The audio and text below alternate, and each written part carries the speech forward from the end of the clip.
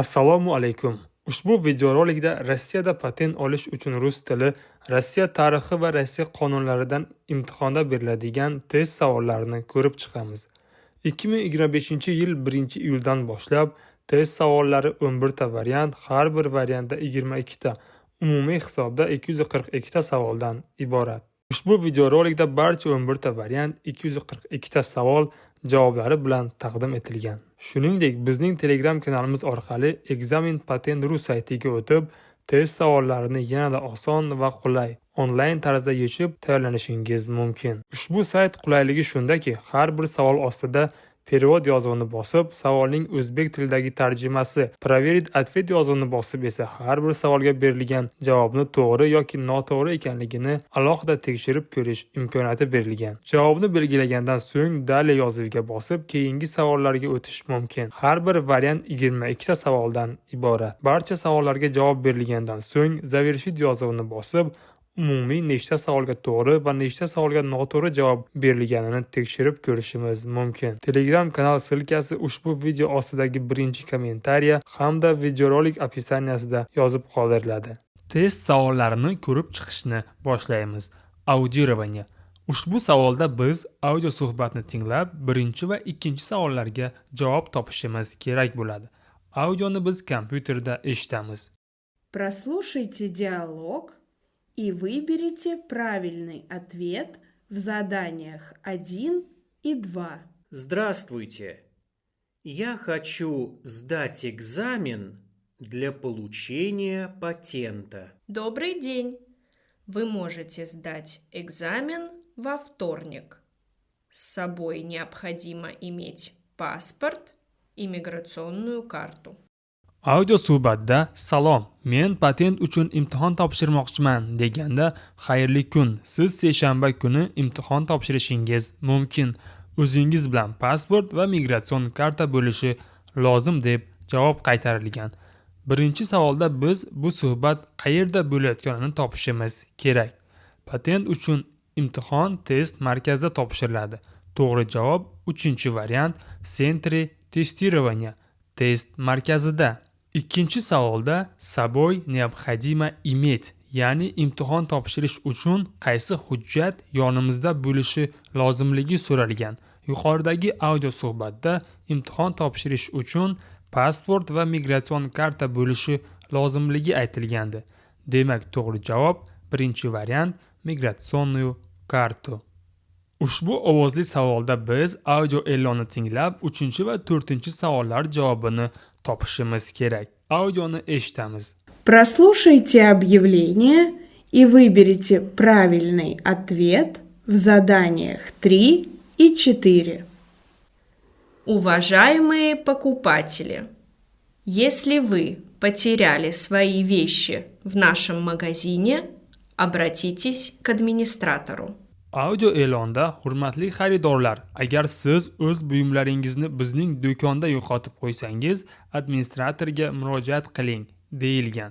3-savolda ushbu e'lonni qayerda eshitish mumkinligi so'ralgan. To'g'ri javob 1-variant в торговом центре, savdo markazida. 4-savolda о потерянных вещах можно спросить, ya'ni magazinda yo'qotilgan buyumlar haqida kimga murojaat qilish mumkinligi so'ralgan. Yuqoridagi audio e'londa yo'qotilgan buyumlar uchun administratorga murojaat qiling deyilgandi. Demak, to'g'ri javob 2-variant u administratordan. Ushbu savoldan boshlab kompyuter savollarni o'qib eshittirmaydi. Biz o'zimiz ularni o'qib, to'g'ri javobni topishimiz kerak. Прочитайте объявление и выберите правильный ответ. Уважаемые граждане, оплачивайте свой проезд вовремя. Такое объявление можно прочитать.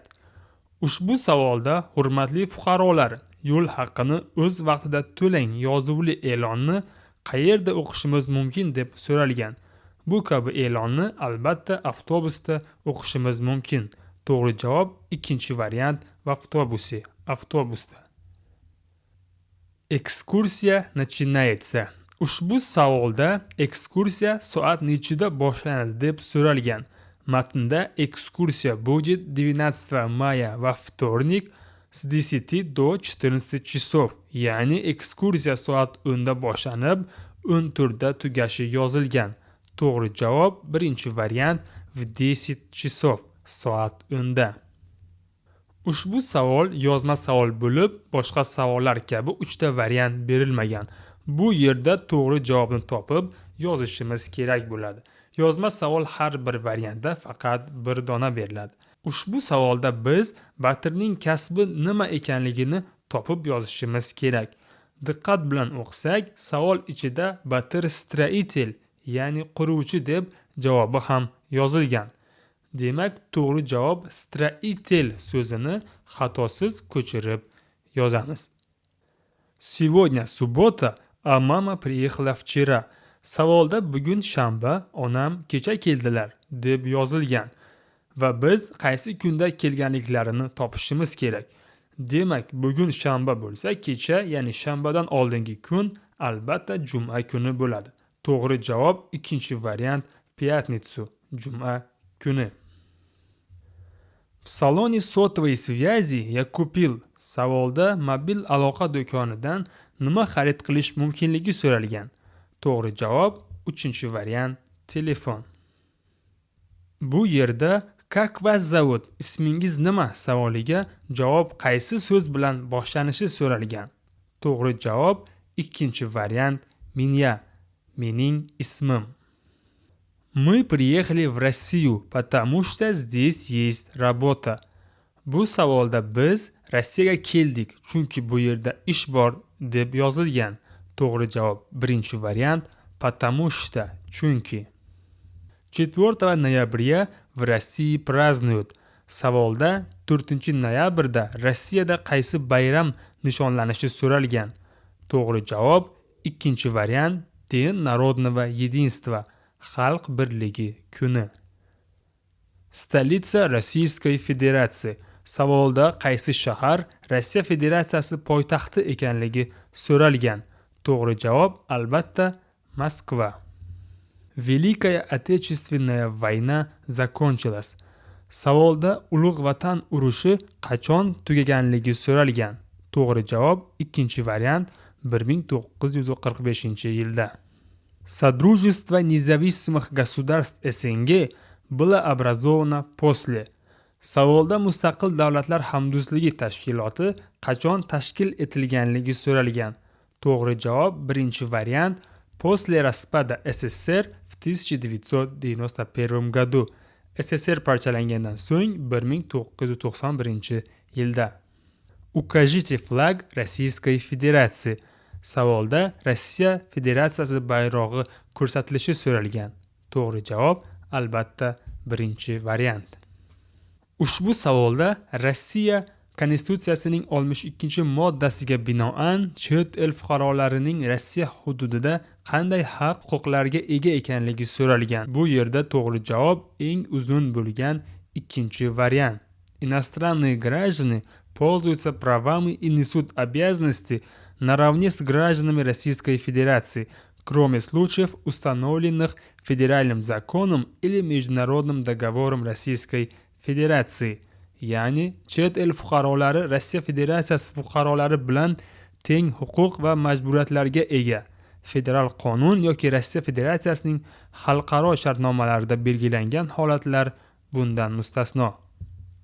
Где происходит регистрация брака в Российской Federaции? Savolda Rossiya Federatsiyasida nikohni ro'yxatga olish qayerda amalga oshirilishi so'ralgan.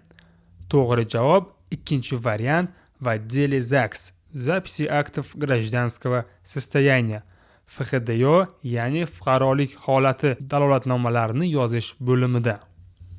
На территории Российской Федерации в отношении иностранного гражданина совершено преступление, куда он должен обратиться за помощью.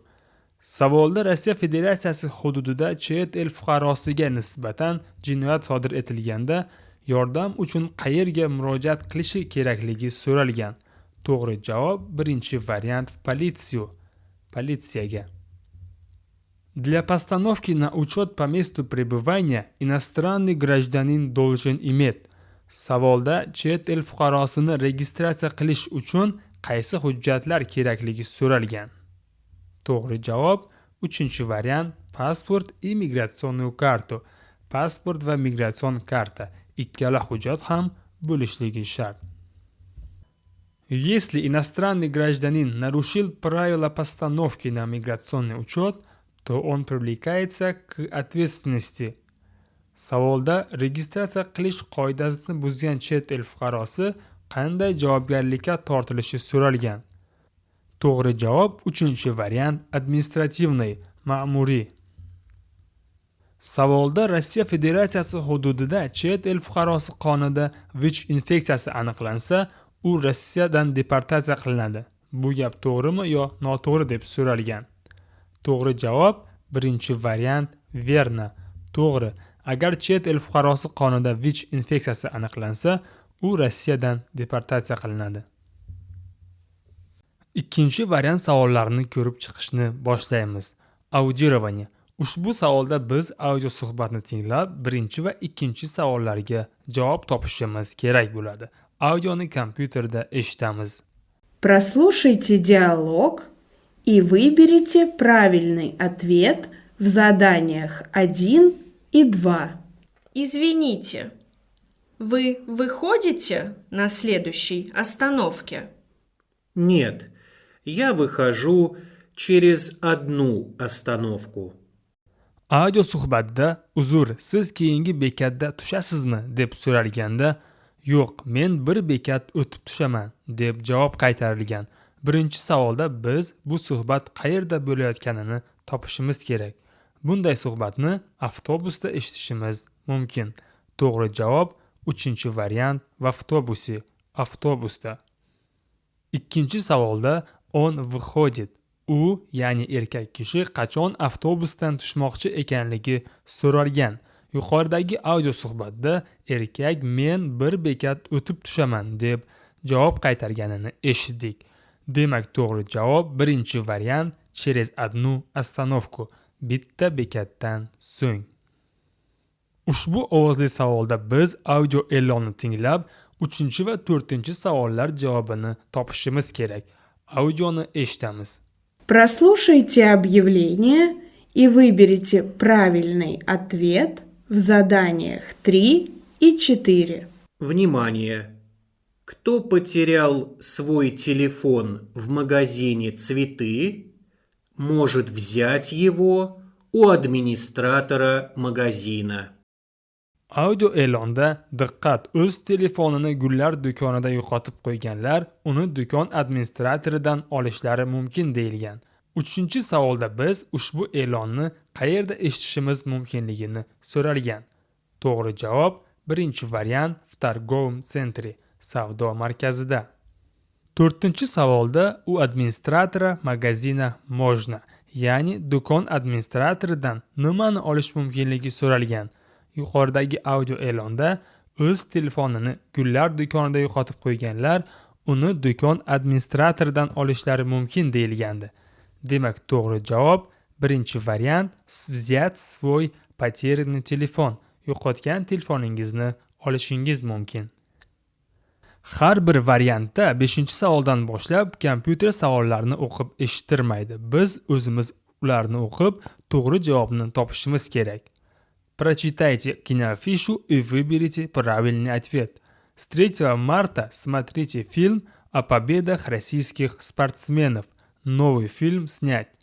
Savolda 3-martdan boshlab rossiyalik sportchilarning g'alabalari haqidagi filmni tomosha qiling deb yozilgan va ushbu film nima haqida ekanligi so'ralgan. Demak, kinoafishadan bilish mumkinki, to'g'ri javob 2-variant o sporte, sport haqida.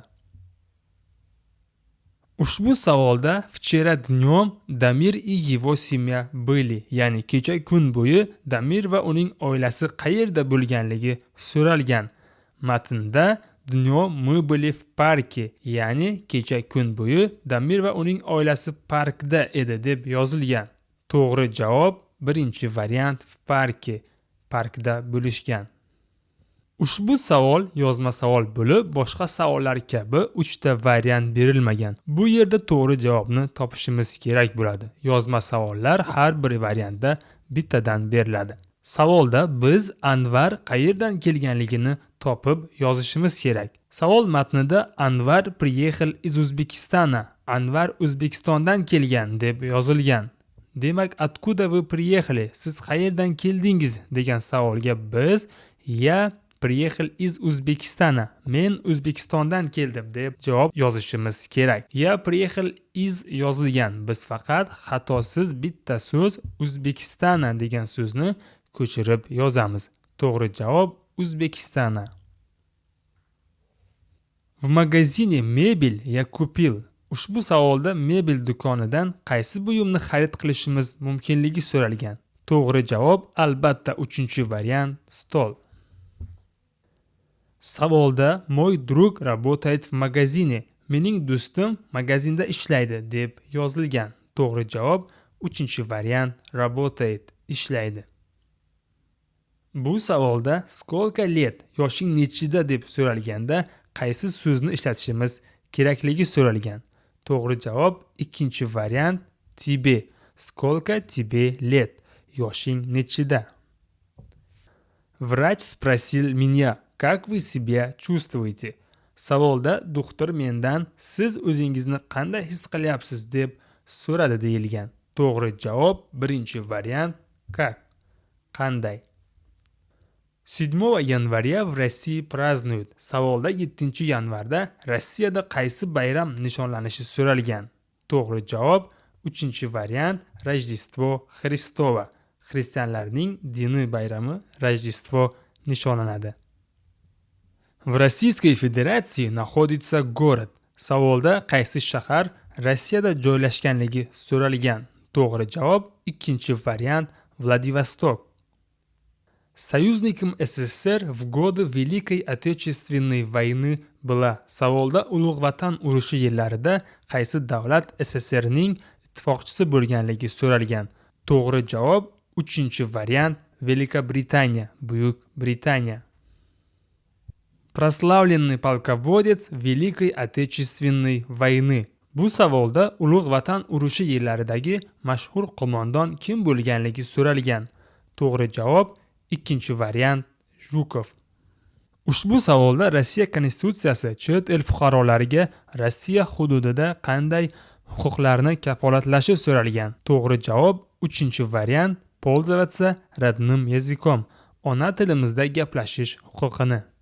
В какой форме согласно Трудовому кодексу Российской Федерации заключается трудовой договор? Savolda ishga kirganda mehnat shartnomasi, ya'ni трудовой договор qaysi shaklda tuzilishi so'ralgan. Mehnat kodeksiga muvofiq mehnat shartnomasi faqat yozma shaklda tuziladi. To'g'ri javob 1-variant только письменный, faqat yozma shaklda. Вы потеряли паспорт. Куда следует обратиться? Savolda pasportimizni yo'qotganda qayerga murojaat qilishimiz kerakligi so'ralgan. To'g'ri javob 1-variant в полицию и консульство своей страны. Politsiya va o'z davlatimiz konsullik bo'limiga. По общему правилу, срок постановки иностранного гражданина на миграционный учет составляет. Savolda umumiy qoidaga binoan chet el fuqarosi Rossiyaga kirib kelgandan so'ng necha kunda registratsiyadan o'tish kerakligi so'ralgan. To'g'ri javob 2-variant 7 рабочих дней, 7 ish kunida. Наказание за нарушение иностранным гражданином или лицом без гражданства правил выезда в Российскую Федерацию устанавливает. Savolda Rossiyaga kirib kelish qoidasini buzgan chet el fuqarolari qaysi kodeksga binoan javobgarlikka tortilishi so'ralgan. To'g'ri javob 2-variant Kodeks Российской Федерации об административных правонарушениях. Rossiya Federatsiyasining ma'muriy huquqbuzarliklar to'g'risidagi kodeksiga binoan.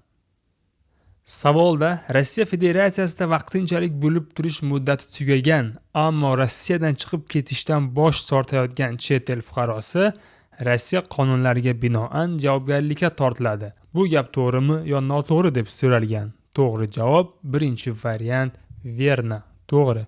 Bunday holatda chet el fuqarosi ma'muriy javobgarlikka tortiladi va ko'p holatlarda Rossiyadan deportatsiya qilinadi. Uchinchi variant savollarni ko'rib chiqishni boshlaymiz. Audirovание. Ushbu savolda biz audio suhbatni tinglab, birinchi va ikkinchi savollarga javob topishimiz kerak bo'ladi. Audioni biz kompyuterda eshitamiz. Прослушайте диалог и выберите правильный ответ в заданиях 1 и 2. Здравствуйте. Мне нужен одноместный номер на 3 дня. К сожалению, свободных номеров нет. Audio suhbatda salom, menga 3 kunga bir kishilik nomer kerak deganda, afsus, bo'sh nomerlar yo'q deb javob qaytarilgan. Birinchi savolda biz bu suhbat qayerda bo'layotganini topishimiz kerak. Bunday suhbatni mehmonxonada eshitish mumkin. To'g'ri javob 3-variant в гостинице, mehmonxonada. Ikkinchi savolda yuqoridagi audio suhbatda mehmonxonadan joy so'raganda nima deb javob berilganligini topishimiz kerak. Suhbatda afsus, bo'sh nomerlar yo'q degan javobni eshitdik. Demak, to'g'ri javob 2-variant нет свободных номеров. Bo'sh nomerlar, ya'ni xonalar yo'q. Ushbu ovozli savolda biz audio e'lonni tinglab, 3 va 4 savollar javobini topishimiz kerak. Audioni eshitamiz. Прослушайте объявление и выберите правильный ответ в заданиях 3 и 4. Внимание! Наш банк изменил время работы. Теперь банк работает до 21 часа. Audio e'londa diqqat, bank ish vaqti o'zgartirildi. Endilikda bankimiz soat 21:00 gacha ishlaydi deyilgan. 3-savolda bizdan bankda qanday o'zgarish sodir bo'lganligi so'ralgan. To'g'ri javob 3-variant изменил часы работы. Bank ish vaqti soatlari o'zgartirilgan. 4-savolda теперь банк будет работать. Endilikda bank soat nechigacha ishlashi so'ralgan. Yuqoridagi audio e'londa bank 21:00 gacha ishlaydi deyilgandi. Demak, to'g'ri javob 1-variant до 9 часов вечера, kechqurun soat 9 gacha. Осторожно, опасная зона. Вы можете увидеть это объявление. Savolda ehtiyot bo'ling, xavfli hudud yozuvini qayerda o'qish mumkinligi so'ralgan. To'g'ri javob 2-variant настройки, qurilish maydonlarida. Savolda Lila вернулась домой, ya'ni Lila uyiga qachon qaytib kelganligi so'ralgan. Savol matnida мы гуляли до самого вечера, пришли домой поздно. Biz kechgacha sayr qilib, uyga kech keldik deb yozilgan. Demak, to'g'ri javob 1-variant вечером, kechqurun. Ushbu savol yozma savol bo'lib, boshqa savollar kabi 3 variant berilmagan. Bu yerda to'g'ri javobni topib yozishimiz kerak bo'ladi. Yozma savol har bir variantda faqat bir dona beriladi. Ushbu savolda biz Alisherning kasbi nima ekanligini topib yozishimiz kerak. Diqqat bilan o'qisak, savol ichida Alisher водитель, ya'ni haydovchi deb javobi ham yozilgan. Demak, to'g'ri javob водитель, ya'ni haydovchi so'zini xatosiz ko'chirib yozamiz. Pushkin родился летом. Savolda Pushkin yozda tug'ilganligi yozilgan va biz qaysi sanada tug'ilganligini topishimiz kerak. Yozda tug'ilganligidan kelib chiqib, albatta to'g'ri javob 1-variant 6 июня, 6 iyunda. Я люблю слушать хорошую музыку. Men yaxshi musiqa tinglashni yoqtiraman. To'g'ri javob 2-variant слушать, tinglashni. Скажите, у вас есть семья? Ayting, sizning oilangiz bormi? To'g'ri javob 3-variant у вас, sizning. Вы не можете работать в России, потому что не получили разрешение на работу. Siz Rossiyada ishlay olmaysiz, chunki ishlash uchun ruxsatnoma olmagansiz. To'g'ri javob 2-variant потому что, chunki. 23 февраля в России празднуют. Savolda 23 fevralda Rossiyada qaysi bayram nishonlanishi so'ralgan. To'g'ri javob ikkinchi variant Den защитника Отечества, Vatan himoyachilari kuni.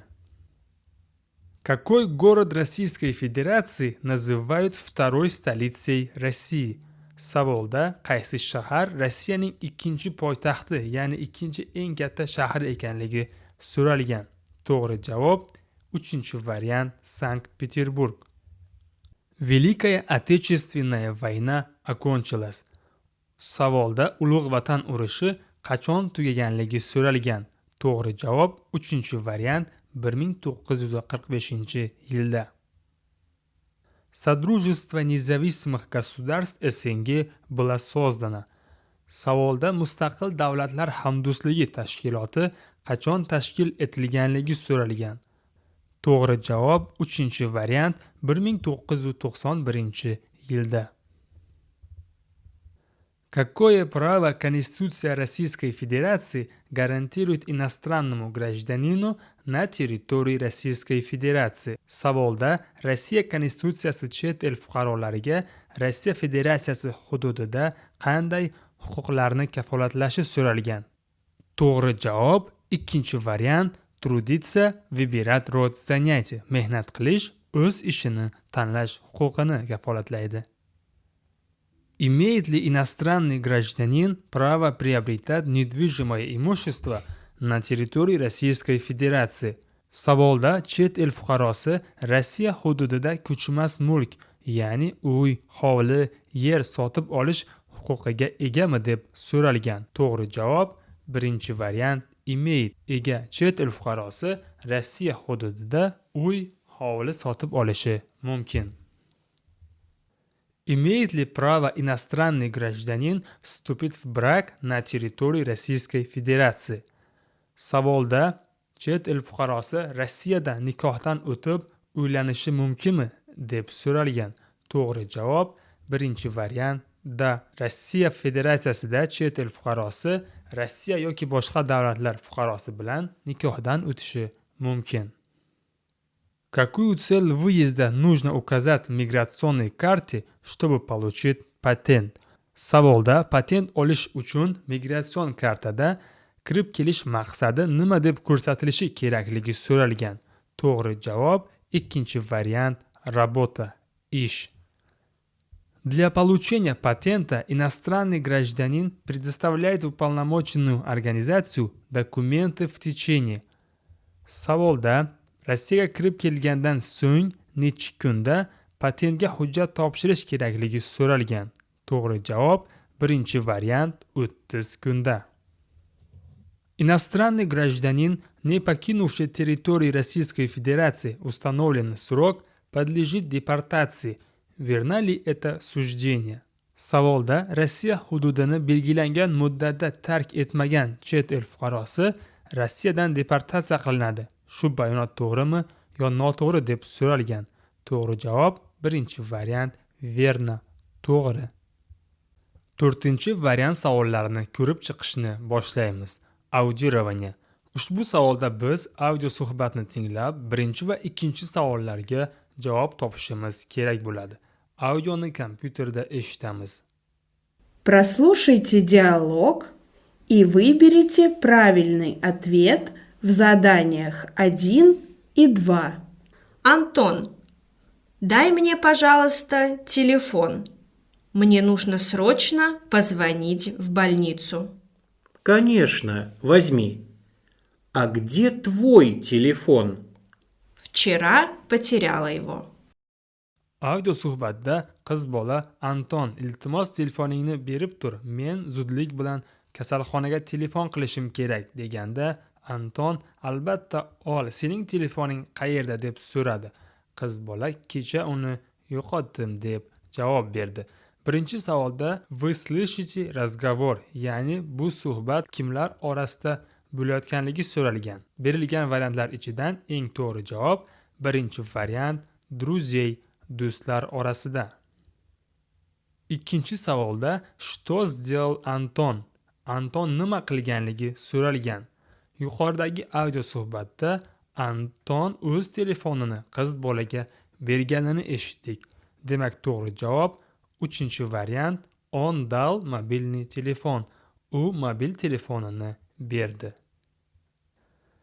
Ushbu ovozli savolda biz audio e'lonni tinglab, 3 va 4-savollar javobini topishimiz kerak. Audioni eshitamiz. Прослушайте объявление и выберите правильный ответ в заданиях 3 и 4. Уважаемые покупатели, кассы номер 3 и 5 временно не принимают к оплате банковские карты. Приносим извинения за причиненные неудобства. Audio e'londa hurmatli xaridorlar, 3 va 5-raqamli kassalar vaqtinchalik to'lov uchun bank kartalarini qabul qilmaydi. Bu noqulaylik uchun kechirim so'raymiz deyilgan. 3-savolda biz ushbu e'lonni qayerda eshitishimiz mumkinligi so'ralgan. To'g'ri javob 2-variant в магазине, magazinda. 4-savolda 3 va 5-kassalarda qanday o'zgarish bo'lganligi so'ralgan. Yuqoridagi audio e'londa 3 va 5-raqamli kassalarda vaqtinchalik to'lov uchun bank kartalari qabul qilinmasligini eshitdik. Demak, to'g'ri javob 3-variant принимают только наличные деньги. Bu kassalarda faqat naqd pullar qabul qilinadi. Прочитайте объявление и выберите правильный ответ. Места для инвалидов, лиц пожилого возраста и пассажиров с детьми. Вы можете увидеть это объявление. Savolda o'rindiqlar nogiron, keksa yoshli va yosh bolalik yo'lovchilar uchun yozuvli e'lonni qayerda o'qish mumkinligi so'ralgan. To'g'ri javob 1-variant в транспорте, jamoat transportida, ya'ni metro va avtobuslarda. Savolda kim будет работать Anvar? Anvar kim bo'lib ishlamoqchi ekanligi so'ralgan. Savol matnida Anvar планирует работать на стройке. Он хочет строить дома и школы. Anvar qurilishda ishlab, uy va maktablar qurmoqchi ekanligi yozilgan. Demak, to'g'ri javob 2-variant строителем, quruvchi bo'lib ishlamoqchi. Ushbu savol yozma savol bo'lib, boshqa savollar kabi 3 variant berilmagan. Bu yerda to'g'ri javobni topib yozishimiz kerak bo'ladi.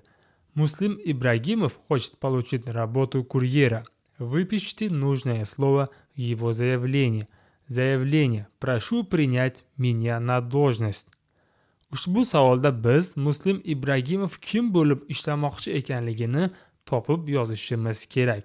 Diqqat bilan o'qisak, savol ichida Muslim Ibragimov kuryer lavozimida ishlashni xohlaydi deb javobi ham yozilgan. Demak, to'g'ri javob kuryera so'zini xatosiz ko'chirib yozamiz. Stansiya metro находится здесь?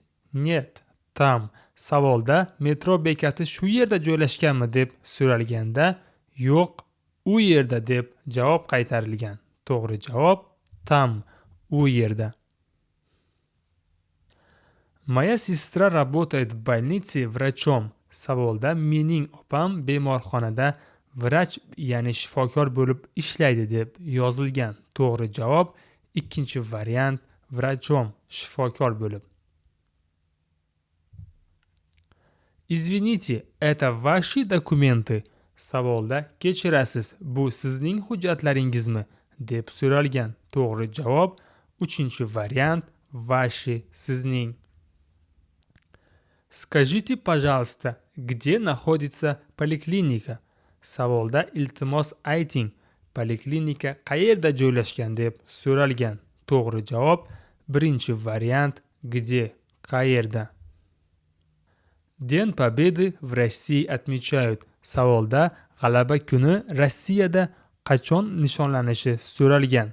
To'g'ri javob 2-variant 9 maya, 9-may kuni. Какой из этих городов находится в России? Savolda qaysi shahar Rossiyada joylashganligi so'ralgan. To'g'ri javob 3-variant Novosibirsk. Договор принятия Республики Крым и города Севастополя в состав России подписал. Savolda Krim va Sevastopolning Rossiya tarkibiga qabul qilinishi haqidagi shartnomaga kim imzo chekkanligi so'ralgan. To'g'ri javob ikkinchi variant Vladimir Putin. В создании Содружества независимых государств СНГ участвовал. Savolda Mustaqil davlatlar hamdo'stligi tashkilotini tashkil etilishida kim ishtirok etganligi so'ralgan. To'g'ri javob ikkinchi variant Boris Yeltsin. Укажите герб Российской Федерации. Savolda Rossiya Federatsiyasi gerbini ko'rsatish so'ralgan. To'g'ri javob ikkinchi variant. Иностранный гражданин, проживающий на территории Российской Федерации, имеет право на территории Российской Федерации. Savolda Rossiya hududida yashab turgan chet el fuqarolariga qanday huquq berilganligi so'ralgan. To'g'ri javob uchinchi variant говорит на родном языке. O'z ona tilida gaplashish huquqi. Иностранный гражданин в Российской Федерации обязан. Savolda Rossiyaga kelgan chet el fuqarolari nima qilishlari shart ekanligi so'ralgan. To'g'ri javob birinchi variant.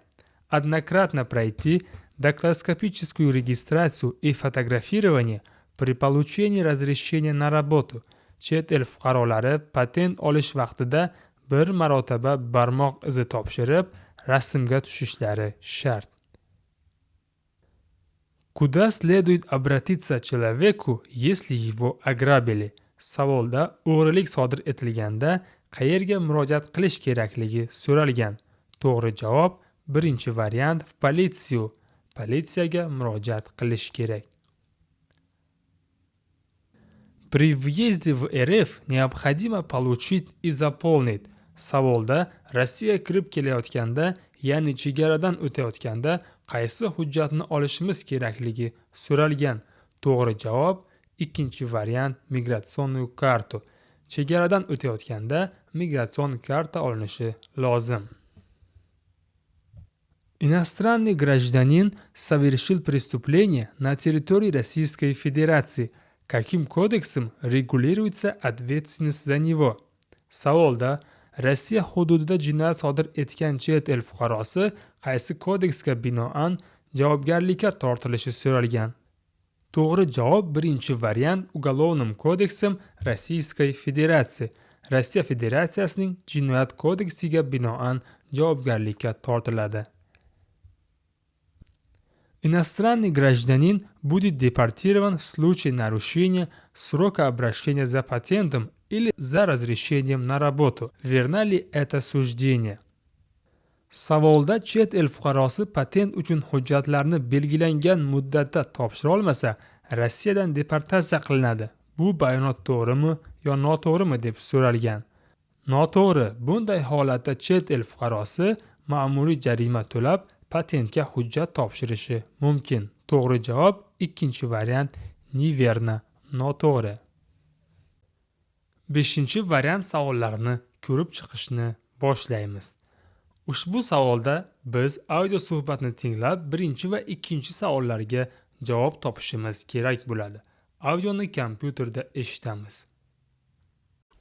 Прослушайте диалог и выберите правильный ответ в заданиях 1 и 2. Скажите, пожалуйста, где лежат овощи? Идите туда. Овощи справа. Рядом соки. Audio suhbatda xaridor iltimos ayting, sabzavotlar qayerda joylashgan deb so'raganda, sotuvchi u yerga boring, sabzavotlar o'ng tarafda, yonida soklar deb javob bermoqda. Birinchi savolda biz bu suhbat qayerda bo'layotganini topishimiz kerak. To'g'ri javob birinchi variant в магазине, magazinda. Ikkinchi savolda покупатель хочет купить, ya'ni xaridor magazindan nima xarid qilmoqchi ekanligi so'ralgan. Yuqoridagi audio e'londa xaridor iltimos ayting, sabzavotlar qayerda joylashgan deb so'raganligini eshit. Demak, to'g'ri javob 3-variant овощи, sabzavotlar xarid qilmoqchi? Ushbu ovozli savolda biz audio e'lonni tinglab, 3 va 4 savollar javobini topishimiz kerak. Audioni eshitamiz. Прослушайте объявление и выберите правильный ответ в заданиях 3 и 4. Уважаемые посетители, на 5-м этаже нашего торгового центра работают кафе и детская комната. Audio e'londa hurmatli tashrif buyuruvchilar, savdo markazimizning 5-qavatida kafe, bolalar xonasi va Wi-Fi mavjud deyilgan. 3-savolda biz ushbu e'lonni qayerda eshitishimiz mumkinligi so'ralgan. To'g'ri javob 1-variant в магазине, magazinda.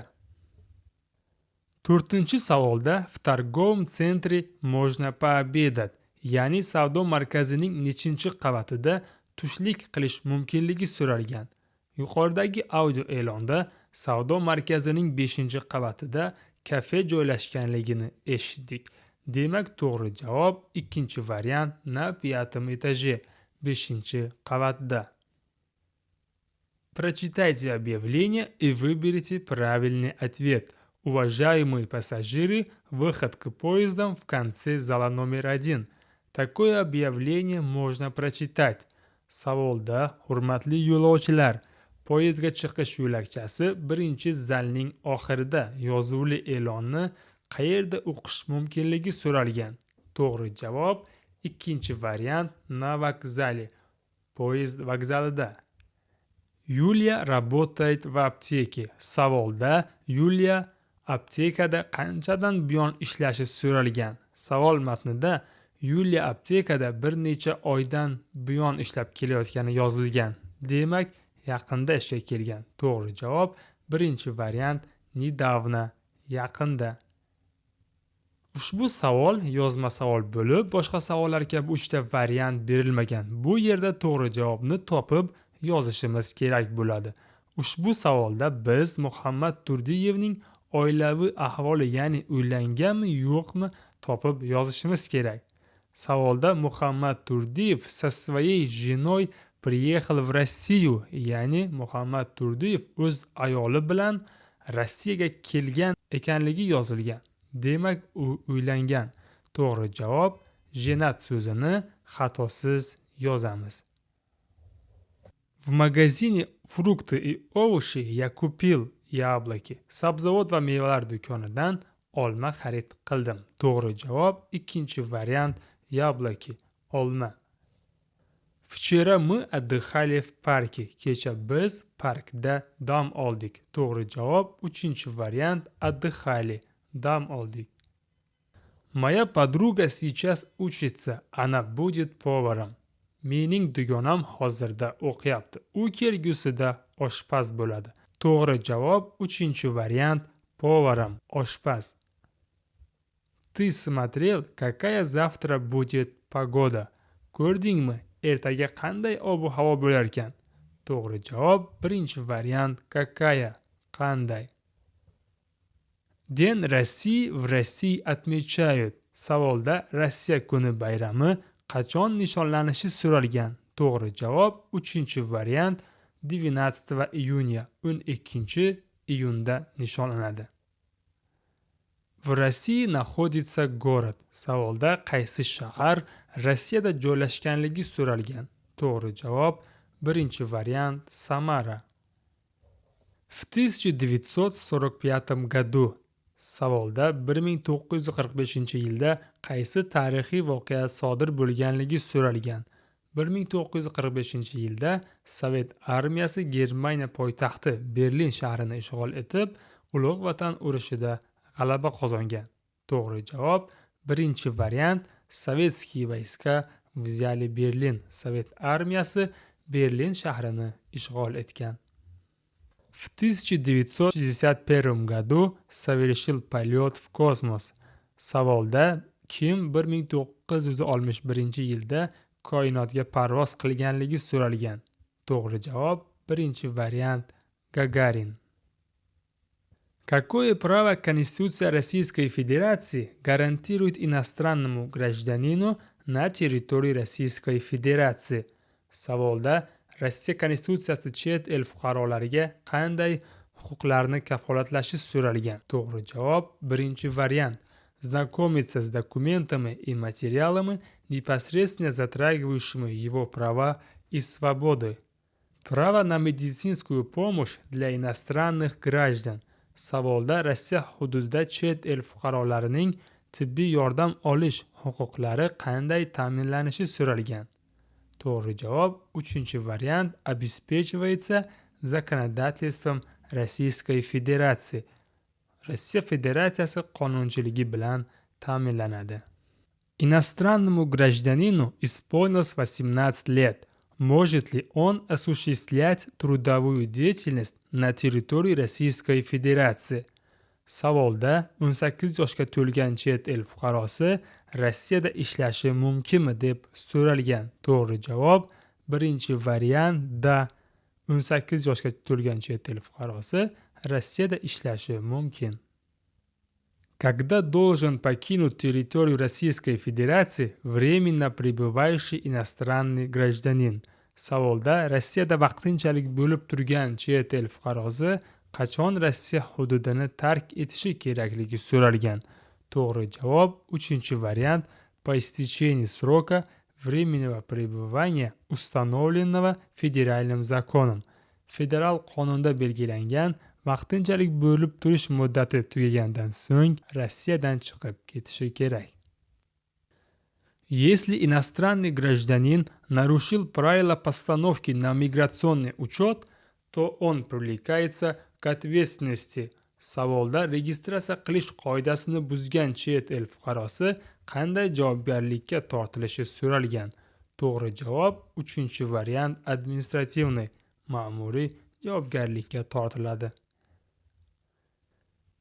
Нарушение правил пересечения государственной границы Российской Федерации лицами и транспортными средствами влечет наложение административного штрафа.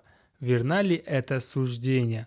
Savolda Rossiya davlat chegarasini noqonuniy kesib o'tgan shaxslar va transport vositalariga nisbatan ma'muriy jarima qo'llaniladi.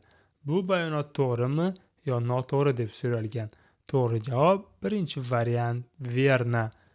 To'g'ri.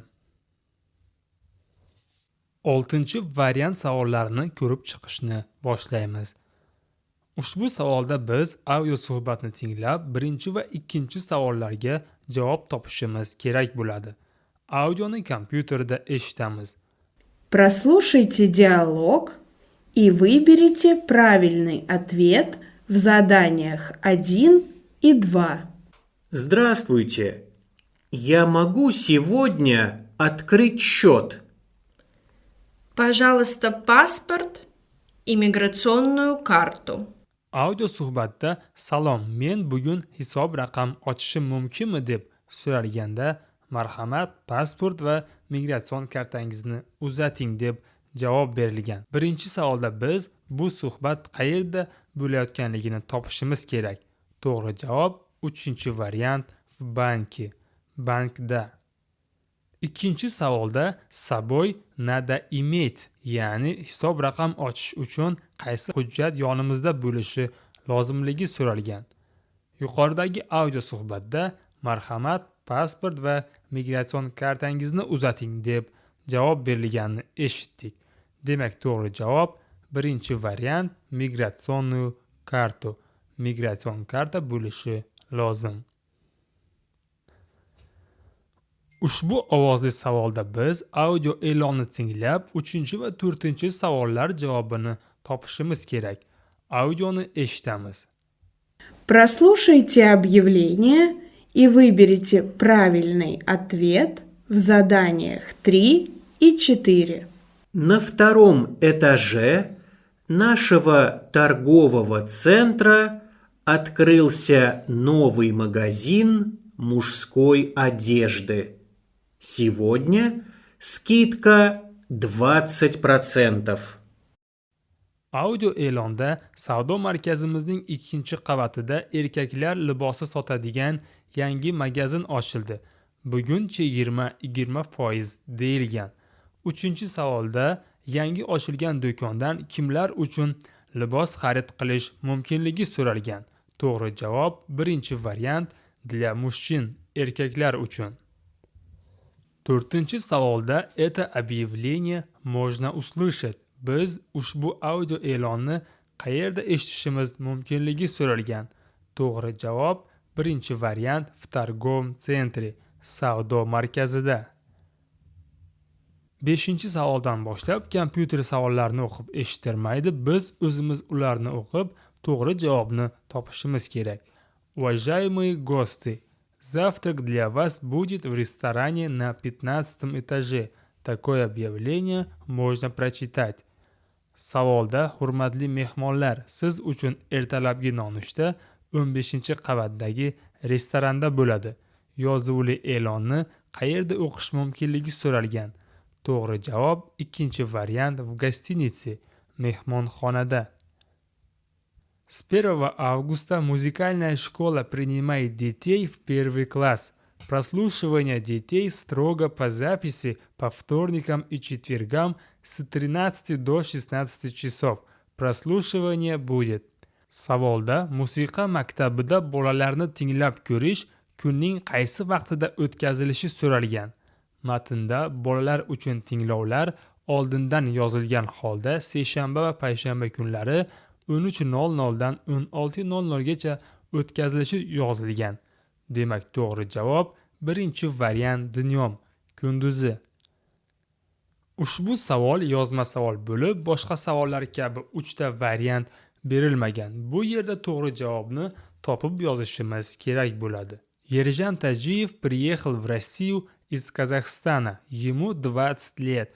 Выпишите нужное слово в его анкету. Ushbu savolda biz Ержан Таджиев necha yoshda ekanligini topib yozishimiz kerak. Diqqat bilan o'qisak, savol matnida ему 20 лет, u 20 yoshda deb javobi ham yozilgan. Demak, to'g'ri javob 20 so'zini xatosiz ko'chirib yozamiz. Я дал свой велосипед другу. Men o'z velosipedimni do'stimga berdim. To'g'ri javob 1-variant dal, berdim. Вчера они были в лесу. Kecha ular o'rmonda edilar. To'g'ri javob 2-variant были, edilar.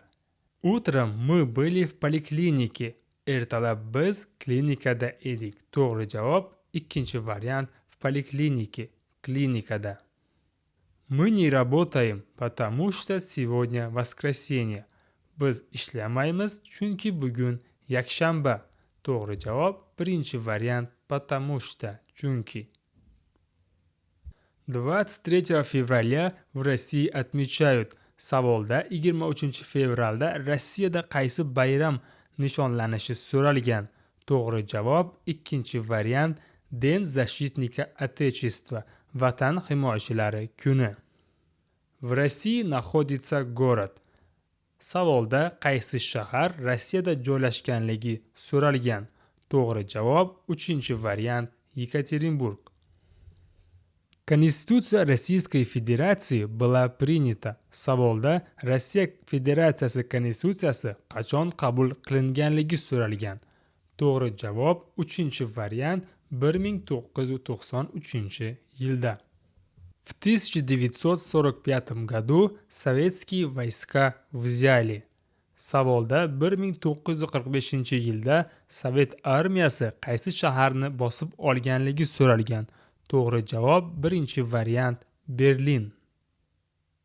К правам иностранного гражданина в Российской Federaции относится. Savolda Rossiya Federatsiyasida chet el fuqarosi qanday huquqqa ega ekanligi so'ralgan. To'g'ri javob 1-variant заключение брака, nikohdan o'tish huquqiga ega. Участие иностранных граждан в выборах в gosударственные органы.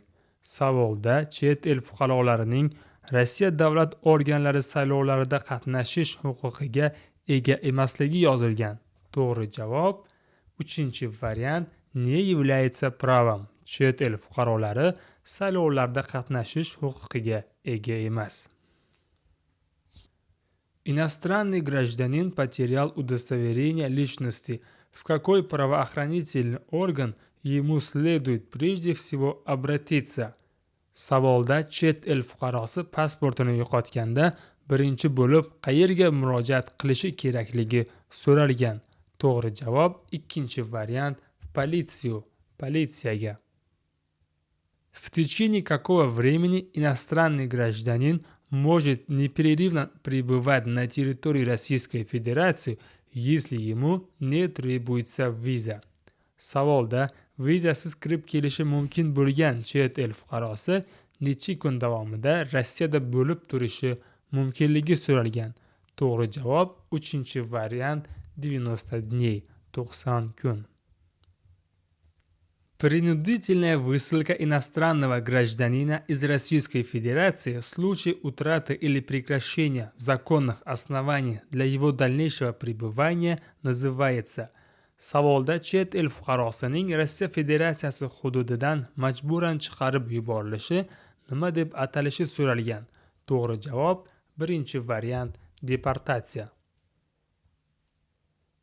Уклонение от медицинского освидетельствования в предусмотренных законодательством случаях влечет наложение штрафа на иностранного гражданина.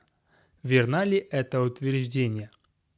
Savolda chet el fuqarosining qonunda nazarda tutilgan holatlarda tibbiy ko'rikdan o'tishi rad etishligi unga nisbatan jarima qo'llanishiga olib keladi.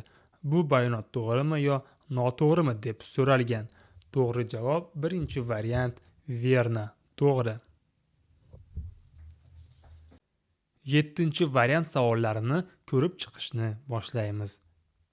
Ushbu savolda biz audio suhbatni tinglab, birinchi va ikkinchi savollarga javob topishimiz kerak bo'ladi.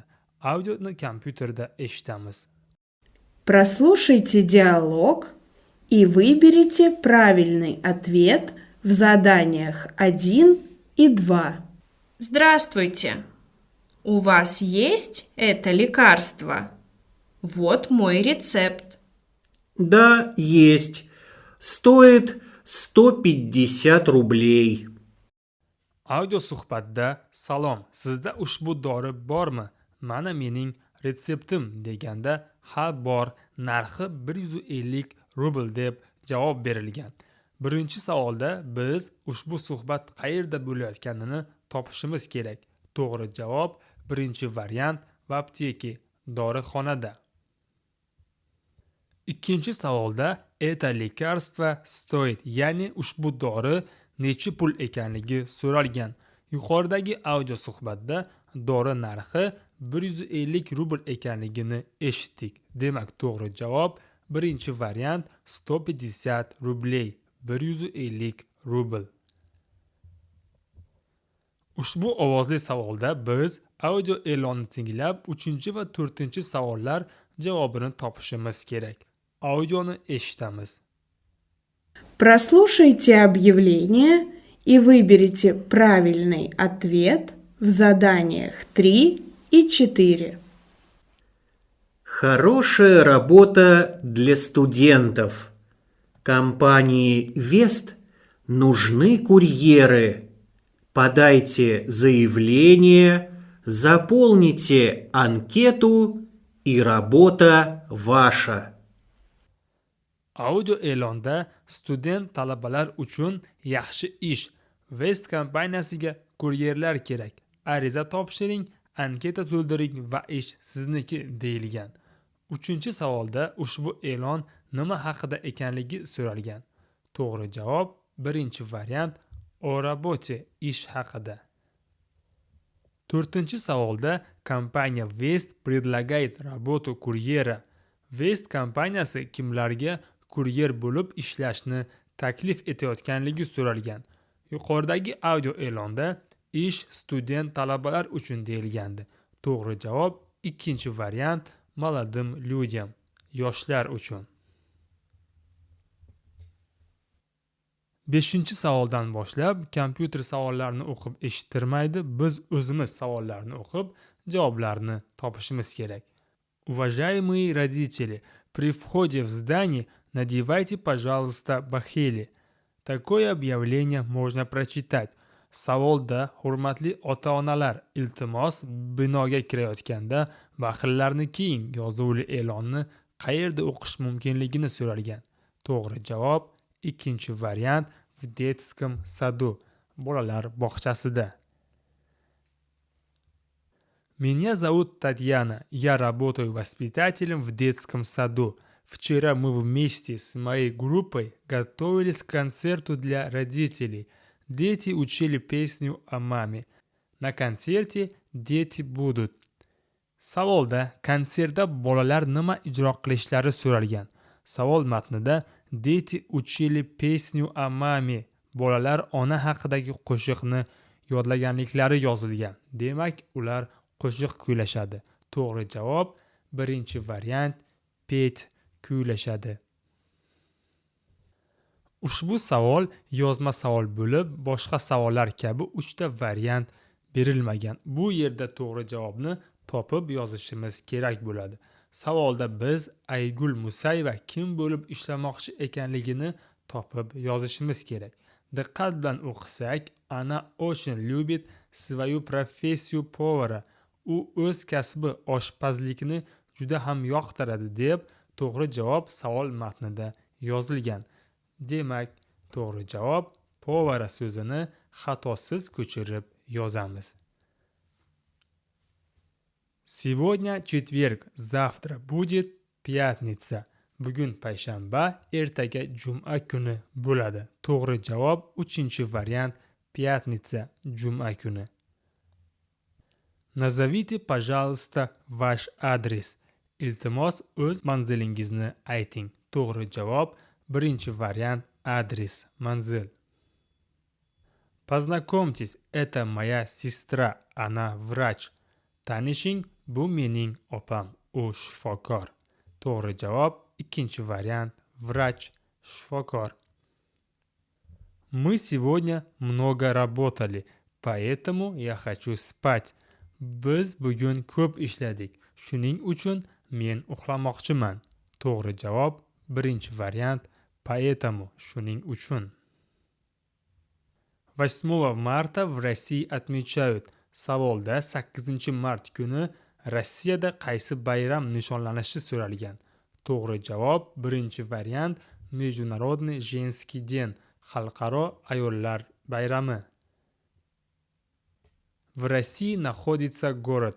Savolda qaysi shahar Rossiyada joylashganligi so'ralgan. To'g'ri javob 2-variant Rostov-на-Дону.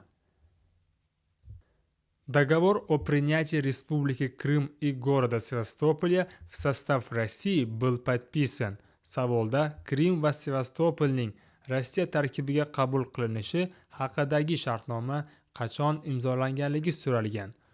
To'g'ri javob 3-variant 2014-yilda. В 1941 году на СССР напали войска. Savolda 1941-yilda SSRga qaysi davlat qo'shinlari bostirib kirganligi so'ralgan. To'g'ri javob 1-variant Germaniya. К правам иностранного гражданина в Российской Федерации относится. Savolda chet el fuqarosiga Rossiya Federatsiyasi hududida qanday huquq berilganligi so'ralgan. To'g'ri javob 2-variant Свободный труд, erkin mehnat qilish huquqi. Прохождение дактилоскопической регистрации и фотографирования иностранного гражданина в Российской Федерации при получении разрешения на работу это. Savolda Rossiya Federatsiyasida patent olish jarayonida barmoq izi topshirib, rasmga tushish chet el fuqarosining majburiyatidir deyilgan. To'g'ri javob 1-variant обязанность, majburiyat. Иностранному гражданину исполнился 21 год. Может ли он вести трудовую деятельность на территории Российской Федерации? Savolda 21 yoshga to'lgan chet el fuqarosi Rossiyada ishlashi mumkinmi deb so'ralgan. To'g'ri javob birinchi variant da. Ha, chet el fuqarolari Rossiyada 18 yoshdan keyin ishlashlari mumkin. При каком условии продлевается срок временного пребывания иностранного гражданина? Savolda qaysi holatda chet el fuqarosining Rossiyada vaqtinchalik bo'lib turish muddati uzaytirilishi mumkin deb so'ralgan. To'g'ri javob 3-variant при выдаче разрешения на работу, ya'ni patent berilganda. В каком случае иностранному гражданину может быть не разрешен выезд в Российскую Федерацию? Savolda qaysi holatda chet el fuqarosiga Rossiya hududiga kirish man etilishi mumkinligi so'ralgan. To'g'ri javob 3-variant при сообщении заведомо ложных сведений о себе, o'zi haqida ataylab yolg'on ma'lumot berganda. Осуществление иностранным гражданином трудовой деятельности в Российской Федерации без разрешения на работу либо патента влечет наложение административного штрафа. Верно ли это утверждение? Savolda chet el fuqarosining Rossiya Federatsiyasi hududida patentsiz mehnat faoliyati bilan shug'ullanishi uning ma'muriy jarimaga tortilishiga olib keladi. Bu bayonot to'g'rimi yo noto'g'rimi deb so'ralgan. To'g'ri javob birinchi variant. Verna, to'g'ri. Patent olmasdan ishlayotgan chet el fuqarosiga ma'muriy jarima belgilanadi. 8-variant savollarini ko'rib chiqishni boshlaymiz. Ushbu savolda biz audio suhbatni tinglab, birinchi va ikkinchi savollarga javob topishimiz kerak bo'ladi. Audioni kompyuterda eshitamiz. Прослушайте диалог и выберите правильный ответ в заданиях 1 и 2. Дайте, пожалуйста, белый хлеб, сахар, чай и пакет. Пожалуйста, с вас 300 рублей. Audio suhbatda xaridor iltimos menga oq non, shakar, choy va paket berib yuboring deganda sotuvchi marhamat sizdan 300 rubl deb javob bermoqda. Birinchi savolda biz bu suhbat qayerda bo'layotganligini topishimiz kerak. To'g'ri javob 2-variant v magazini, magazinda. Ikkinchi savolda produkты stoят, ya'ni yuqorida xarid qilingan mahsulotlarning umumiy narxi necha pul bo'lganligi so'ralgan. To'g'ri javob 2-variant 300 rubl, 300 rubl. Ushbu ovozli savolda biz audio e'lonni tinglab, 3 va 4 savollar javobini topishimiz kerak. Audioni eshitamiz. Прослушайте объявление и выберите правильный ответ в заданиях 3 и 4. Внимание! Самолет Екатеринбург-Москва опаздывает на 2 часа и будет в Москве в 17 часов.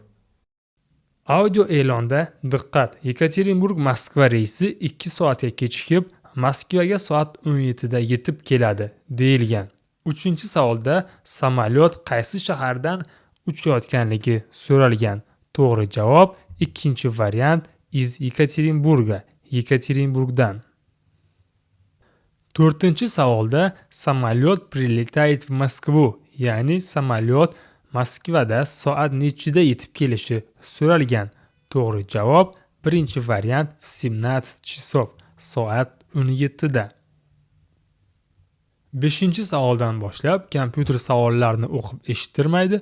Biz o'zimiz savollarni o'qib javobini topishimiz kerak.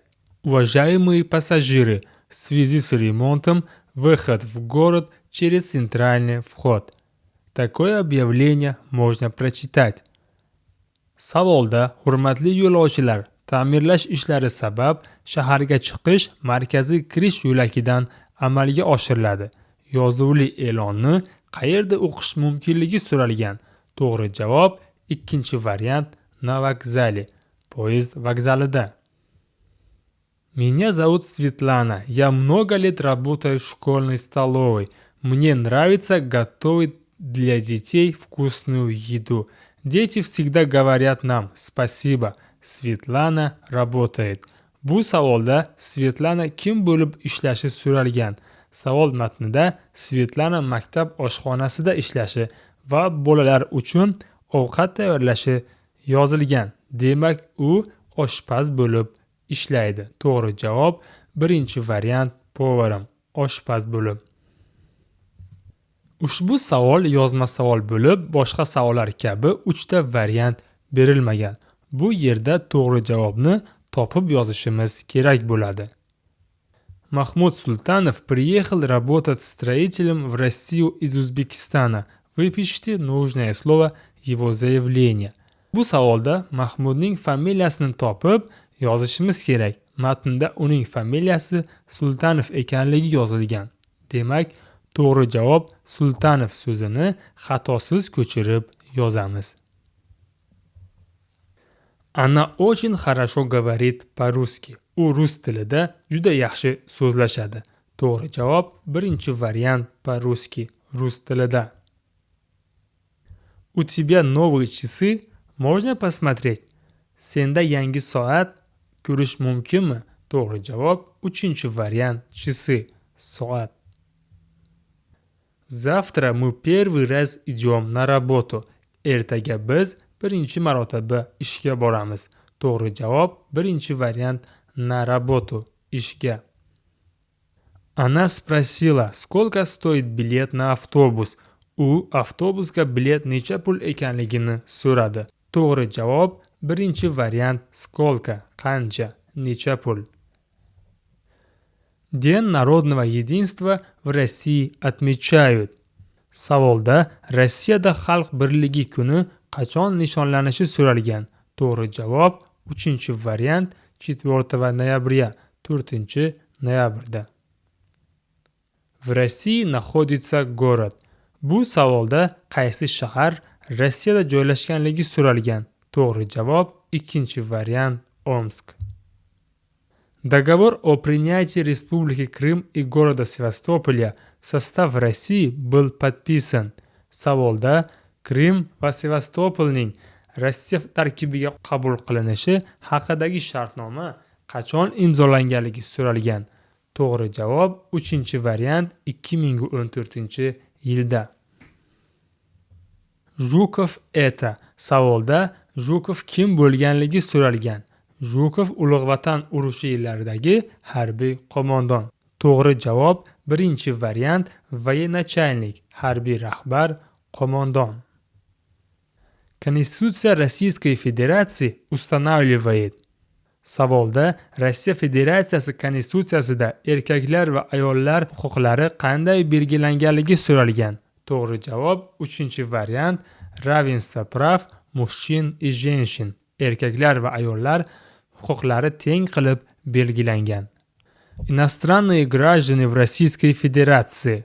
Savolda Rossiya Federatsiyasida chet el fuqarolarining qanday qilib harbiy xizmatga kirishlari mumkinligi haqida so'ralgan. To'g'ri javob 2-variant могут поступить на военную службу по контракту. Chet el fuqarolari shartnoma asosida harbiy xizmatga kirishlari mumkin. Иностранному гражданину исполнилось 18 лет. При каком условии он может устроиться на работу? Savolda 18 yoshga to'lgan chet el fuqarosi qanday holatda ishga joylanishi mumkin deb so'ralgan. To'g'ri javob birinchi variant при наличии патента или разрешения на работу. Patent olgandan so'ng ishga joylanishi mumkin. Каким документом определяется срок временного пребывания иностранного гражданина на территории Российской Federatsiyasi? Savolda chet el fuqarosining Rossiya Federatsiyasi hududida vaqtincha bo'lib turish muddati qaysi hujjatga ko'ra belgilanishi so'ralgan. To'g'ri javob 2-variant viza. Viza muddatiga qarab belgilanadi. В каком случае иностранному гражданину может быть ограничен въезд на территорию Российской Федерации? Savolda qanday holatda chet el fuqarosining Rossiya Federatsiyasi hududiga kirib kelishi taqiqlanishi mumkinligi so'ralgan. To'g'ri javob 3-variant задержание по подозрению в преступлении. Jinoyat sodir etganlikda gumon qilinib qo'lga olinganda. Иностранные граждане, лица без гражданства и иностранные юридические лица, совершившие на территории Российской Федерации административные правонарушения, подлежат административной ответственности на общих основаниях. Верно ли это утверждение? Savolda Rossiya Federatsiyasi hududida ma'muriy huquqbuzarlik sodir etgan chet el fuqarolari va xorijiy yuridik shaxslar umumiy asosda ma'muriy javobgarlikka tortiladilar. Bu bayonot to'g'rimi yo noto'g'rimi deb so'ralgan. To'g'ri javob 1-variant verna, to'g'ri. 9-variant savollarni ko'rib chiqishni boshlaymiz. Ushbu savolda biz audio suhbatni tinglab, 1 va 2 savollarga javob topishimiz kerak bo'ladi. Audioni biz kompyuterda eshitamiz. Прослушайте диалог и выберите правильный ответ в заданиях 1 и 2. Извините, где здесь вход в метро? Видите белое здание? Справа от него. Audio suhbatda kechirasiz, metroga kirish qayerda deb so'ralganda oq binoni ko'ryapsizmi? Kirish o'sha binoning o'ng tomonida deb javob berilgan. 1-savolda biz bu suhbat qayerda bo'layotganini topishimiz kerak.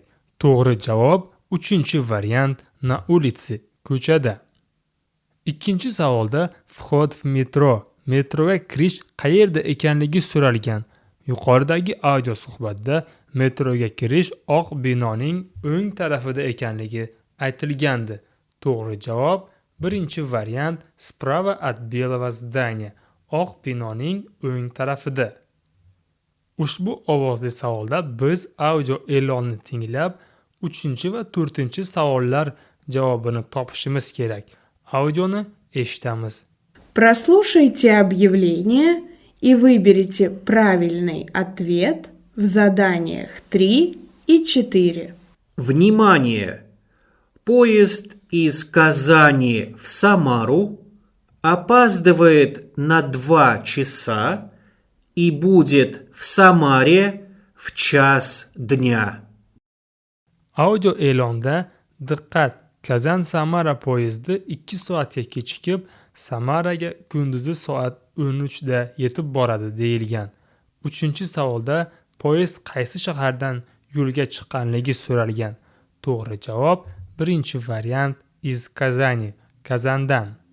4-savolda poyezd приезжает в Самару, poyezd soat nechida Samaraga yetib kelishi so'ralgan. To'g'ri javob 1-variant в час dня, kunduzgi soat 1 da. 5-savoldan boshlab kompyuter savollarini o'qib eshittirmaydi, biz o'zimiz savollarni o'qib javobini topishimiz kerak. Уважаемые пассажиры, провоз мелких домашних животных в общественном транспорте возможен только в переноске. Такое объявление можно прочитать. Bu savolda hurmatli yo'lovchilar, kichik uy hayvonlarini jamoat transportida faqat maxsus hayvon tashuvchilarda olib yurish mumkin yozuvli e'lonni qayerda o'qish mumkinligi so'ralgan. To'g'ri javob 2-variant в автобусе, avtobusda. Меня зовут Анастасия Сергеевна, я стоматолог. Часто люди боятся зубных врачей. Я всегда спокойно спрашиваю о проблеме и только потом начинаю лечение. Анастасия Сергеевна работает. Ushbu savolda Anastasiya Sergeyevna qayerda, kim bo'lib ishlashi so'ralgan. Matnda u tish doktori ekanligi yozilgan. Demak, u klinikada ishlaydi. To'g'ri javob 1-variant в polikliniki, klinikada. Ushbu savol yozma savol bo'lib, boshqa savollar kabi 3 ta variant berilmagan. Bu yerda to'g'ri javobni topib yozishimiz kerak bo'ladi. Nizora Salihova замужем и вместе с мужем приехала в Россию. В Выпишите нужное слово ее заявление. Ushbu yozma savolda biz Nizora Salihova turmushga chiqqan yo chiqmaganligini topib yozishimiz kerak. Diqqat bilan o'qiganda savol matnida Nizora Salihova turmushga chiqqan va turmush o'rtog'i bilan Rossiyaga kelgan deb javobi ham yozilgan. Demak, to'g'ri javob zamujim so'zini xatosiz ko'chirib yozamiz. По вечерам я люблю смотреть по телевизору футбол. Oqshomlari men televizorda futbol tomosha qilishni yoqtiraman. To'g'ri javob ikkinchi variant смотреть tomosha qilishni. Ты помнишь, какой сегодня день? Esingdami, bugun qanday kun? To'g'ri javob uchinchi variant какой qanday. Они приехали в Тver в марте. Ular Tverga mart oyida kelganlar. To'g'ri javob ikkinchi variant в марте, mart oyida. Напишите в анкете, где вы живете в настоящее время. Anketada hozir qayerda yashayotganingizni yozing. To'g'ri javob birinchi variant где, qayerda. Международный женский день в России отмечают. Savolda xalqaro ayollar bayrami Rossiyada qachon nishonlanishi so'ralgan. To'g'ri javob ikkinchi variant 8 marta, 8 martda. В России находится город. Savolda qaysi shahar Rossiyada joylashganligi so'ralgan. To'g'ri javob ikkinchi variant Krasnoyarsk. Содружество независимых государств СНГ было создано. Savolda Mustaqil davlatlar hamdo'stligi tashkiloti qachon tashkil etilganligi so'ralgan. To'g'ri javob ikkinchi variant 1991-yilda. Gagarin это. Savolda Gagarin kim bo'lganligi so'ralgan. Gagarin birinchi bo'lib koinotga uchgan kosmonavt hisoblanadi. To'g'ri javob birinchi variant первый космонавт, birinchi kosmonavt. Услуги по медицинскому страхованию распространяются. Savolda tibbiy sug'urta xizmatlari kimlar uchun amal qilishi so'ralgan. To'g'ri javob ikkinchi variant на застрахованных иностранных граждан. Faqat sug'urtalangan xorijiy fuqarolar uchun amal qiladi. Право на свободу вероисповедания распространяется. Savolda din erkinligi huquqi kimlarga berilganligi so'ralgan. To'g'ri javob birinchi variant на иностранных граждан, законно находящихся на территории Российской Federaции, ya'ni Rossiya Federatsiyasi hududida qonuniy ravishda bo'lib turgan chet el fuqarolariga. Иностранный гражданин испытывает острую боль. Каким правом он обладает в данной ситуации? Savolda chet el fuqarosi o'tkir og'riqni boshdan kechirayotgan paytda u qanday huquqlarga ega ekanligi so'ralgan. Bunday vaziyatda chet el fuqarosi bepul tibbiy yordam olish huquqiga ega. To'g'ri javob ikkinchi variant на бесплатную медицинскую помощь. Bepul tibbiy yordam olish huquqiga ega. Может ли быть сокращен срок пребывания иностранного гражданина на территории Российской Federaции? Savolda chet el fuqarosining Rossiya Federatsiyasi hududida bo'lib turish muddati qisqartirilishi mumkinmi deb so'ralgan. To'g'ri javob ikkinchi variant срок сокращается в случае неразрешения выезда на территорию Российской Federaции. Ya'ni zapretga tushib qolganda Rossiyada bo'lib turish muddati qisqartiriladi. При пересечении государственной границы Российской Federaции иностранный гражданин должен. Savolda Rossiya davlat chegarasini kesib o'tishda chet el fuqarosi qaysi hujjatlarni taqdim etishi shart ekanligi so'ralgan. To'g'ri javob uchinchi variant предъявить действительные документы, удостоверяющие личность, ya'ni muddati bor amal qiladigan shaxsni tasdiqlovchi hujjatlarni taqdim etishi lozim.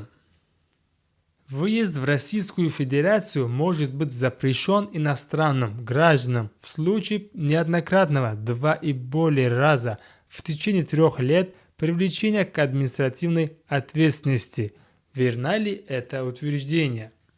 Savolda 3 yil ichida 2 va undan ortiq marotaba ma'muriy javobgarlikka tortilgan chet el fuqarolariga Rossiya Federatsiyasiga kirish taqiqlanishi mumkin. Bu bayonot to'g'rimi yo noto'g'rimi deb so'ralgan.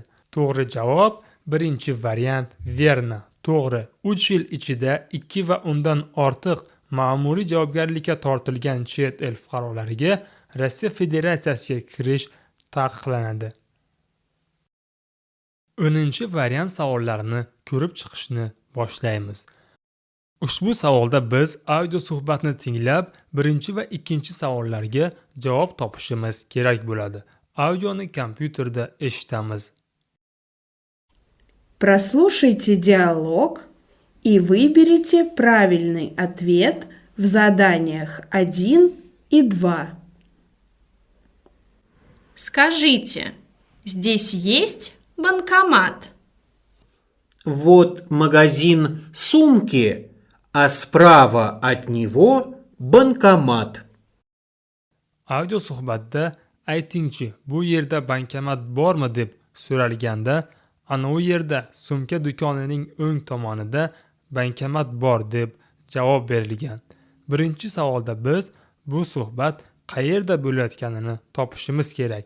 To'g'ri javob birinchi variant в торговом центре, savdo markazida.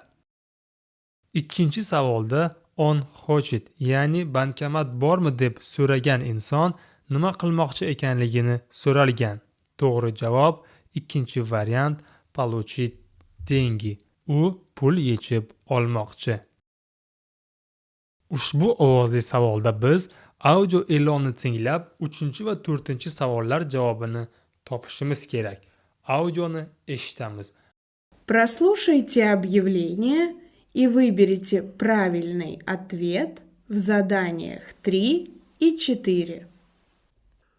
Уважаемые посетители, в магазин детской одежды на 3-м этаже нашего торгового центра нужен кассир. Audio e'londa hurmatli tashrif buyuruvchilar, savdo markazimizning 3-qavatida joylashgan bolalar kiyimlari do'koniga kassir kerak deyilgan. 3-savolda ushbu e'lonni qayerda eshitish mumkinligi so'ralgan. To'g'ri javob birinchi variant в торговом центре, savdo markazida. 4-savolda нужен кассир в магазин одежды, ya'ni qanday liboslar do'koni uchun kassir kerak ekanligi so'ralgan. To'g'ri javob 3-variant для детей, bolalar libosi do'koni uchun kassir kerak. 5-savoldan boshlab kompyuter savollarni o'qib eshittirmaydi. Biz savollarni o'qib javobini topishimiz kerak. 15 апреля 18 часов в классе номер 2 пройдет собрание родителей будущих первоклассников. Такое объявление можно прочитать. Savolda 15 aprel kuni soat 18:00 da 2-raqamli sinfxonada bo'lajak 1-sinf o'quvchilarining ota-onalari bilan majlis bo'lib o'tadi deb yozilgan e'lonni qayerda o'qish mumkinligi so'ralgan. To'g'ri javob 2-variant в школе, maktabda. Меня зовут Булат. Моя работа – это доставка продуктов. Думаете, это просто без машины? Нужно быть очень организованным, быстро ездить на велосипеде, а еще хорошо знать город. Булат возит продукты. Savolda Bulat mahsulotlarni nima yordamida tashib yetkazishi so'ralgan. Savol matnida u bu ishni velosipedda amalga oshirishi yozilgan. To'g'ri javob birinchi variant na velosipedi, velosipedda. Ushbu savol yozma savol bo'lib, boshqa savollar kabi 3 variant berilmagan. Bu yerda to'g'ri javobni topib yozishimiz kerak bo'ladi. Abor Nabiyev приехал в Россию из Узбекистана. Он грузчик. Выпишите нужное слово в его заявлении. Ushbu savolda biz Abor Nabiyevning kasbini topib yozishimiz kerak. Diqqat bilan o'qiganda savolda Abor Nabiyev yuklovchi, ya'ni gruzchik ekanligi yozilgan. Demak, to'g'ri javob gruzchik so'zini xatosiz ko'chirib yozamiz. В магазине «Техника» вы можете купить telefon. Texnika do'konidan siz telefon xarid qilishingiz mumkin. To'g'ri javob birinchi variant telefon. В субботу мы с друзьями гуляли по городу. Shanba kuni biz do'stlarimiz bilan shahar bo'ylab sayr qildik. To'g'ri javob uchinchi variant гуляли, sayr qildik. Это мой друг. Ему 25 лет. Bu mening do'stim. U 25 yoshda. To'g'ri javob ikkinchi variant ему. Извините, я не понял, куда надо идти? Kechirasiz, men tushunmadim. Qayerga borish lozim? To'g'ri javob birinchi variant куда, qayerga. Праздник весны и труда в России отмечают. Savolda bahor va mehnatkashlar bayrami Rossiyada qachon nishonlanishi so'ralgan. To'g'ri javob ikkinchi variant 1 maya, 1 may kuni.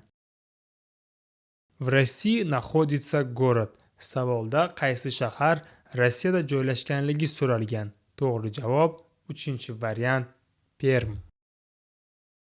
В 1961 году. Savolda 1961-yilda qanday tarixiy voqea sodir bo'lganligi so'ralgan. Bu yilda Yuriy Gagarin insonlar orasida birinchi bo'lib koinotga parvoz qilgan. To'g'ri javob ikkinchi variant состоялся первый в мире полет человека в космос. Dunyoda birinchi bor inson koinotga parvoz qilgan. В 2014 году в состав России вошел. Savolda 2014-yilda qaysi shahar Rossiya tarkibiga qo'shilganligi so'ralgan. To'g'ri javob birinchi variant Крым. Российская Федерация – это социальное государство, в котором. Savolda Rossiya Federatsiyasi ijtimoiy davlat bo'lib, unda qanday sharoitlar yaratilganligi so'ralgan.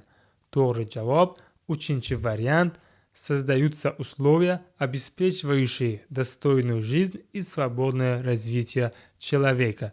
Inson uchun munosib hayot va erkin rivojlanishni ta'minlaydigan sharoitlar yaratilgan. Конституция Российской Федерации устанавливает обязанность иностранных граждан.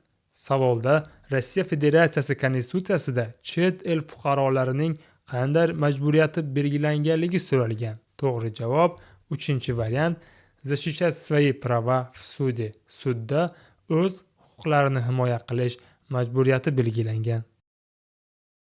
Иностранный гражданин хочет устроиться на работу санитаром. Какой документ он должен предъявить? Savolda sanitar, ya'ni tozalovchi bo'lib ishga joylashmoqchi bo'lgan chet el fuqarosi qaysi hujjatni taqdim etishi lozimligi so'ralgan. To'g'ri javob ikkinchi variant dokument о медицинском освидетельствовании. Tibbiy ko'rikdan o'tganligi haqidagi hujjatni. Срок временного пребывания иностранного гражданина на территории Российской Федерации может быть продлен при. Savolda qanday holatda chet el fuqarosining Rossiya Federatsiyasi hududida vaqtinchalik bo'lib turish muddati uzaytirilishi mumkinligi so'ralgan. To'g'ri javob uchinchi variant выдачи patenta. Patent berilganda Rossiyada vaqtinchalik bo'lib turish muddati uzaytiriladi. Осуществление иностранным гражданином трудовой деятельности в Российской Федерации без разрешения на работу влечет. Savolda chet el fuqarosining Rossiya Federatsiyasida patentsiz ish faoliyatini olib borishligi qanday oqibatlarga olib kelishi so'ralgan. To'g'ri javob uchinchi variant administrativniy shtraf, ma'muriy jarima qo'llanilishiga sabab bo'ladi. Если иностранный гражданин или лицо без гражданства имеет неснятую или непогашенную судимость за совершение умышленного преступления на территории Российской Федерации, то он может выехать в Российскую Федерацию. Верно ли это утверждение? Savolda Rossiya Federatsiyasi hududida qasddan jinoyat sodir etganligi uchun sudlangan chet el fuqarosi Rossiya Federatsiyasi hududiga kirib kelishi mumkin. Bu bayonot to'g'rimi yo noto'g'rimi deb so'ralgan. To'g'ri javob ikkinchi variant neverna. Bu bayonot noto'g'ri. Bunday shaxslarni Rossiyaga kirib kelishi taqiqlanadi, ya'ni zapret qo'yiladi. 11-variant savollarini ko'rib chiqishni boshlaymiz. Ushbu savolda biz audio suhbatni tinglab, birinchi va ikkinchi savollarga javob topishimiz kerak bo'ladi. Audioni kompyuterda eshitamiz. Прослушайте диалог и выберите правильный ответ в заданиях 1 и 2. Извините, здесь рядом есть аптека? Идите прямо. Аптека в торговом центре. Audio suhbatda uzr, shu yaqin orada apteka bormi deb so'raganda to'g'riga yuring, apteka savdo markazi ichida joylashgan deb javob qaytarilgan. Birinchi savolda biz bu suhbat qayerda bo'layotganini topishimiz kerak. To'g'ri javob ikkinchi variant na улице, ko'chada. Ikkinchi savolda ana хочет купить, apteka qayerdaligini so'ragan ayol nima xarid qilmoqchi ekanligi so'ralgan. To'g'ri javob birinchi variant lekarstva, dori xarid qilmoqchi. Ushbu ovozli savolda biz audio e'lonni tinglab, 3 va 4 savollar javobini topishimiz kerak. Audioni eshitamiz. Прослушайте объявление и выберите правильный ответ в заданиях 3 и 4. В субботу в 5 часов на центральной площади большой детский праздник. Будут танцы, konkursi, подарки. Audio e'londa shanba kuni soat 5 da markaziy maydonda bolalar bayrami bo'lib o'tadi. U yerda raqs, konkurs va sovg'alar ko'zda tutilgan deyilmoqda. 3-savolda bolalar bayrami qaysi kunda bo'lib o'tishligi so'ralgan. To'g'ri javob 3-variant в субботу, shanba kuni. 4-savolda на центральной площади будет, markaziy maydonda qanday tadbir bo'lib o'tishligi so'ralgan. To'g'ri javob 1-variant праздник для детей, bolalar bayrami bo'lib o'tadi. Уважаемые пациенты, вы можете сделать прививку только после осмотра врача. Такое объявление можно прочитать. Ushbu savolda hurmatli bemorlar, emlash faqat vrach ko'rigidan o'tkazilgandan so'ng amalga oshiriladi. Yozuvli e'lonni qayerda o'qishimiz mumkinligi so'ralgan. To'g'ri javob 2-variant polikliniki, klinikada. Меня зовут Анна. Я работаю в школе учителем. Вчера вместе со своим классом я ходила в зоопарк. Детям все понравилось. Мы вернулись в школу к обеду. Вчера утром Анна. Ushbu savolda Anna kecha ertalab nima bilan band bo'lganligi so'ralgan. Matnda kecha Anna o'z o'quvchilari bilan zoopark, ya'ni hayvonot bog'iga borganligi yozilgan. To'g'ri javob 1-variant bila zooparki, hayvonot bog'ida edi. Ushbu savol yozma savol bo'lib, boshqa savollar kabi 3 variant berilmagan. Bu yerda to'g'ri javobni topib yozishimiz kerak bo'ladi. Сегодня Амина Дадаева нашла работу кассира в магазине. Выпишите нужное слово в ее заявление. Ushbu yozma savolda biz Amina Dadaeva kim bo'lib ishlamoqchi ekanligini topib yozishimiz kerak. Savolda Amina Dadaeva magazinda kassir lavozimida ish topganligi yozilgan. Demak, to'g'ri javob kassira so'zini xatosiz ko'chirib yozamiz. Что ты делаешь в субботу и воскресенье? Sen shanba va yakshanba kunlari nima ish qilasan? To'g'ri javob 1-variant делаешь.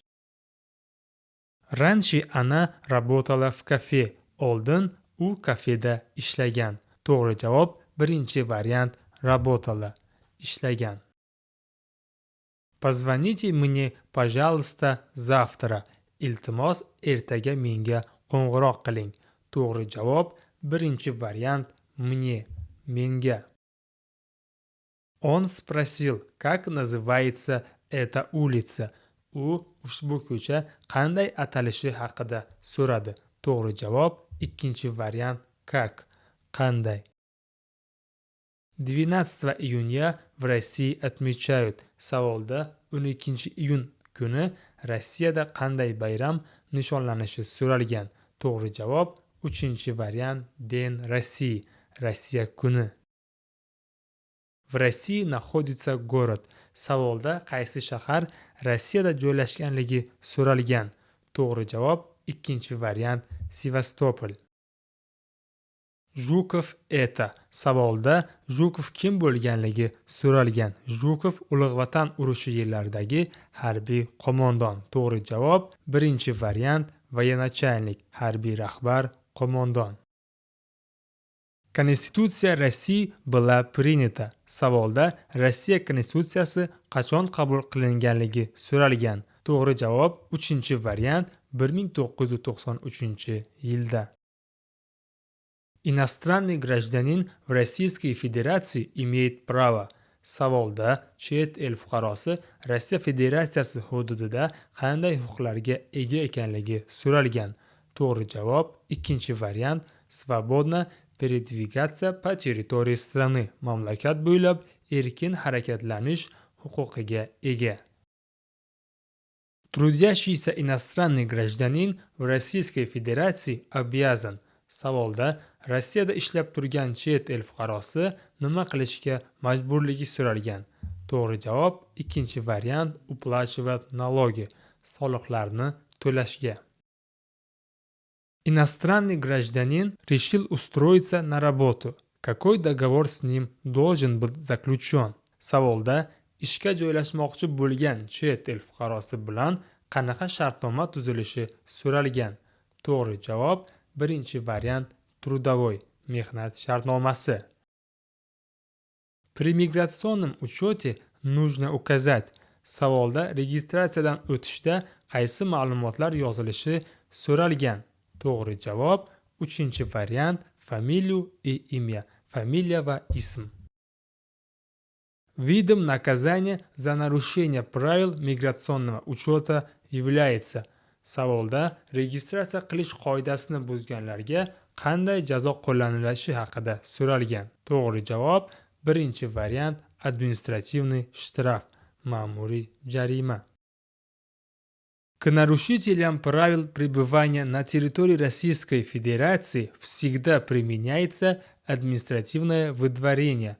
Верно ли это утверждение? Savolda Rossiyada bo'lib turish qoidasini buzganlar har doim Rossiyadan chiqarib yuboriladi, ya'ni deportatsiya qilinadi. Shu bayonot to'g'rimi yo noto'g'rimi deb so'ralgan. To'g'ri javob 2-variant neverna, noto'g'ri.